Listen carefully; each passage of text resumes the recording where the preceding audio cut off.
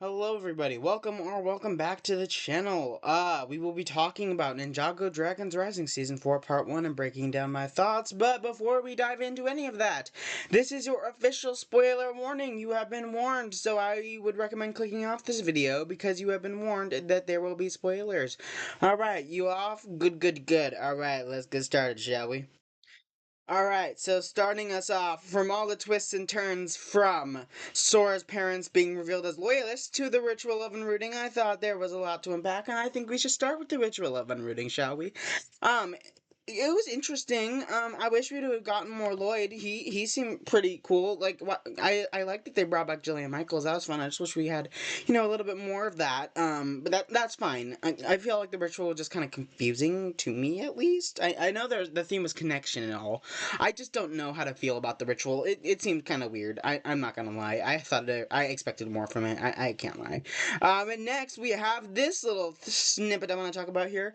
Yeah, so Jay and Rapton, they seem to have a good, well-established friendship, but I guess there's still a skull? I don't know what to think about that. And speaking of Jay, I really loved his storyline with Nia. This brought me to tears, and I don't think I've ever cried in Ninjago. This brought me so much joy. I loved it. This was like a highlight of the season for me. And another highlight would be pretty much Enemy Lloyd, Mature Lloyd. I don't know what to call him. Um, yeah, this ritual was kind of weird. I love the animation though. It was just insane. Like they went all out. I don't know what they were feeding these animators at this point. But also, I would like to take some time to talk about the Source Dragons. While they weren't only in there a short amount of time, I really love that they are just there for Lloyd. Everyone else left, but they are just there for Lloyd, and that is amazing to me. And also, let's talk about Beatrix in the Land of Monsters. This was insane, for such a short clip. But the way it turned Beatrix into something worse than she already is, just like how it could have turned Kai worse in the Monstrosity shorts, that is just insane. This land is so cool. I hope we can explore it more in the future. I doubt we will, but we still have Legend sets coming, so stay tuned for a video on that. There's a lot to unpack in the sets we got recently. But speaking of monsters, ooh, the elemental monsters, how fun is that? They were a formidable foe, unlike some little frauds, I can't even lie. Yeah, they were actually kind of scary, I can't lie. I love their designs, I love everything about them, they're so cool. Speaking of cool stuff, we also have the Weapon of Desolation. I'm excited to learn more about that, especially because we know it comes from somewhere. And I also love the fight in Imperium. That was a great climax to conclude a really good first half of the season. I hope part 2 can kind of, keep up the pace with part 1, because part 1, pretty hard to beat in my opinion, and pretty hard to beat because of this Ryu glow up. I love this. Ryu got his moment to shine.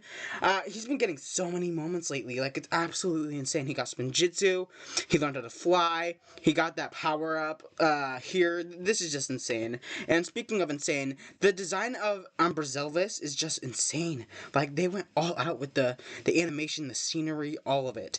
And yeah, and Aaron wielding the Weapon of Desolation, I probably should have put this earlier in the video, but Aaron wielding the Weapon of Desolation, such a chef's kiss, man. This season was insane. It was hype. I love it. And speaking of the younger ninja, we do kinda see this realm a little bit. I've heard it is now called the Plains realm, if I'm not mistaken. It was interesting. I wish they could have stayed longer, but it looks like they're setting up a bigger plot for it. I think in part 2, if I'm not mistaken. So I'm excited to see that. I love how it kind of tricked their minds a little bit. I heard someone point out that they think Raz's master could have been hiding as the sun. It makes sense because Raz was kind of, looking up at the blood moon as if he was up in the sky or something like that. I don't know. That's just my opinion. And one last thing about this realm. I don't really know how this happened, but apparently the Monastery of Gates just sort of teleported there? I don't know how. I hope that'll be elaborated on in Season 4, Part 2. We shall see. And speaking of this scene, oh my goodness, we have Roz, and he's collected another dragon icon for his mysterious master. Ooh, I wonder who they are. I bet they're going to be revealed in Season 4, Part 2, which we have an image for. And I hear it will be featuring Zarkar and the Tiger Tribe.